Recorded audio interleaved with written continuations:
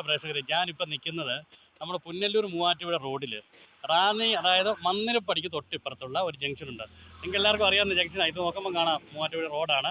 ഇപ്പോൾ ഞാനൊരു കരിക്ക് കച്ചവടം നടത്തുന്ന ഒരു വിജയചേട്ടൻ്റെ അടുത്ത് വന്നു. പെട്ടെന്ന് നിർത്തിയതാണ്. കാരണം ആ കരിക്കിനൊരു നല്ല സൗന്ദര്യം കണ്ടുകൊണ്ട് ഞാൻ നിർത്തിയത്. അവർ കരിക്ക് കണ്ടോ, 50 രൂപയ്ക്ക് അദ്ദേഹം വിൽക്കുന്നത്. കൂടുതൽ എടുത്തു കഴിഞ്ഞാൽ 40 രൂപയ്ക്കൊക്കെ കൊടുക്കും അല്ലേ വിജയചേട്ടാ?